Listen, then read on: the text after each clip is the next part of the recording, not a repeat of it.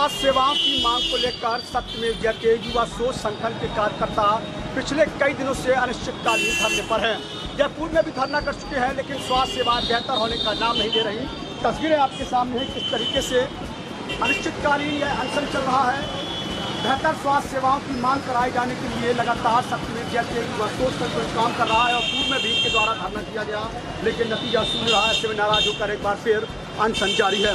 हम इन तमाम लोगों से बातचीत करेंगे और जानने की कोशिश करेंगे कि आखिरकार स्वास्थ्य महकमा क्यों इनकी मांगों को पूरा नहीं कर रहा और जनप्रतिनिधि किस तरीके से इनके साथ दोहरा व्यवहार कर रहे हैं।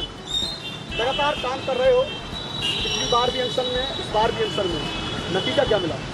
नतीजा तो हमको अगली बार भी एक लॉलीपॉप बोलते हैं, बहुत फेमस चीज़ है कि लॉलीपॉप दे दिया था और हमको आश्वासन दिया गया था कि आपकी मांग को हम सीएम तक करेंगे और मुख्य सचिव से आपकी बात करेंगे। तो हम उस आश्वासन में जिलाधिकारी की बातों में 2 साल पहले 2019 में हमने जब अनशन किया था तो आ गए थे। जब वो सारे वादे हमको हवा हवाई लगे, काफ़ी बार कोशिश की गई कि स्वास्थ्य सेवाएँ अच्छी हों। जब 2 साल बीत गए, कोरोना जैसी महामारी 2 बार आ चुकी है, उसके बाद भी ऐसी ये हवा हवाई के चक्कर में हम लोगों ने आज जो 4 दिन पूरे हो रहे हैं, 24 घंटे हम लोग आला चौक में स्थित हैं, घर छोड़कर स्वास्थ्य सेवाओं के लिए 24 घंटा अनशन कर रहे हैं। 4 मांगें कौन सी हैं? पहली मांग तो जो पूर्व में जो मुख्यमंत्री ने किया था कि काफ़ी जिलों में किया गया है कि 200 बेड का एक ट्रामा सेंटर होगा जो जिला अस्पताल से बड़ा होगा और अच्छी सुविधाएं मिल सके। और उसके बाद जो उन्होंने मांग नहीं की थी, यहाँ पे जो सपा की शासनकाल इससे पहले थी और उससे पहले बीएसपी की शासनकाल, बीएसपी के शासनकाल में कम से कम 25 और 26 डॉक्टर हुआ करते थे और उसके बाद उनके हेल्प में जो भी लगते थे, नर्स हो या वार्ड बॉय हो, 36 लोग हुआ करते थे।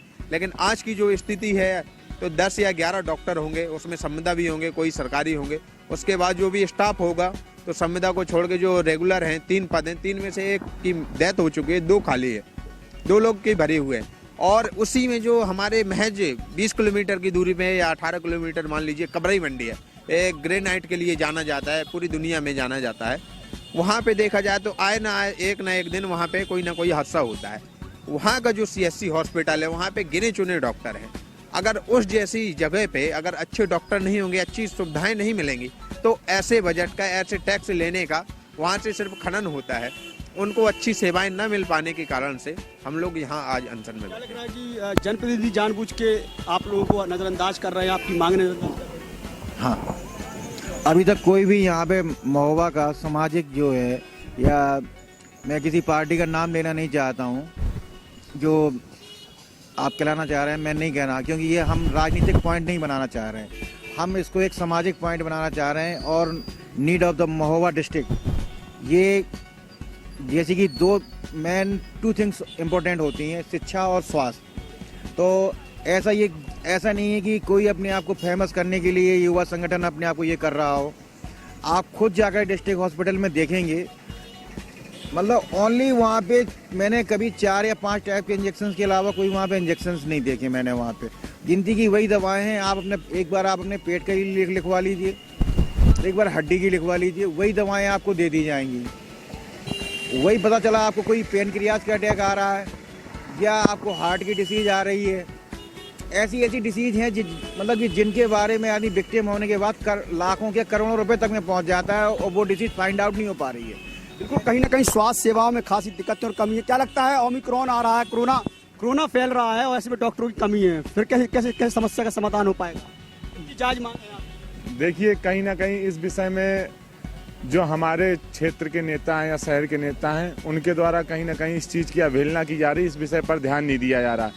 पिछले साल भी युवाओं द्वारा इस विषय पर अनशन किया गया था कि शहर को मेडिकल कॉलेज की आवश्यकता है, और जैसे कि पिछली बार सेकेंड वेव में देखा गया कि हमारे शहर को मेडिकल कॉलेज की बहुत ज़्यादा आवश्यकता है। सभी युवाओं के द्वारा प्रदर्शन करने के बाद, विरोध करने के बाद कई बार ऐसा किया गया कि मेडिकल कॉलेज की भूमि के लिए नाप हुई, लेकिन उसके बावजूद भी बार बार नाप करके मतलब अंततः कोई रिजल्ट नहीं निकला। और इस बार जब तक मेडिकल कॉलेज के लिए अगर शिलान्यास नहीं होता है, तब तक हम सभी युवा इस बार मतदान नहीं करेंगे। अगर मेडिकल कॉलेज नहीं तो मतदान नहीं।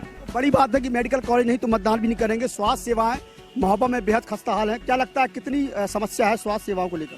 स्वास्थ्य सेवाओं में तो जितनी समस्या है, मुझे लगता है किसी विभाग में इतनी समस्याएं नहीं होगी। आज भी अभी एक घटना हो गई थी, तो अभी मैं खुद चिकित्सालय से होकर अभी आ रहा हूँ लोगों से मिलके, परिजनों से, इतनी समस्याएं हैं कि डॉक्टर अपने आप की एक जिम्मेदारी नहीं समझते हैं।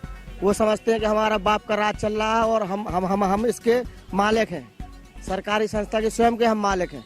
इस तरीके से वो लोग काम करते हैं। 8 बजे सुबह से 2 बजे तक चिकित्सा को बैठना चाहिए, वहाँ पे पेशेंट को देखना चाहिए, लेकिन समस्या का समाधान कहीं ना कहीं ठीक तरीके से नहीं हो। नाराजगी है, समस्याएं। क्या लगता है कि जो डॉक्टरों की कमी है उसके चलते महोबा के तमाम लोगों को रेफर होना पड़ता है? क्या रेफर सेंटर बन गया महोबा का जिला अस्पताल? जी सर, रेफर सेंटर बन गया है, क्योंकि यहाँ कोई भी घटना होती है तो अगर आपको हेड इंजरी भी है तो यहाँ ओटी नहीं है। सबसे पहली बात तो डिस्ट्रिक्ट हॉस्पिटल में ओटी होना जरूरी है, क्योंकि यहाँ कोई भी सीरियस पेशेंट होता है तुरंत मतलब झांसी रेफर कर देते हैं या कानपुर रेफर कर देते हैं। तो यहाँ ट्रामा सेंटर होना जरूरी है, क्योंकि बगल में खनन मंडी है जहाँ की आए दिन एक्सीडेंट वगैरह होते हैं, तो उसको लेके यहाँ ट्रामा सेंटर और डिस्ट्रिक्ट हॉस्पिटल की तो आपको कंडीशन स्वयं ही मालूम है, क्योंकि आप लोग भी पत्रकार हैं, जाते रहते हैं, देखते हैं कि वहाँ कोई सब संविदा कर्मी है, परमानेंट कोई है नहीं। और यहाँ एक्सरे डिपार्टमेंट है तो वो खाली दिन में खुलता है, 24 घंटे होना चाहिए, जो कि एक नॉर्मल वो है मतलब कि रात में भी एक्सीडेंट होते उसे आदमी के एक्सरे कराने की जरूरत पड़ती है। तो बिल्कुल, कहीं ना कहीं ये तमाम युवा सत्यमेव जयते युवा संगठन जो सोच है, इनकी सोच को हम सलाम करते हैं।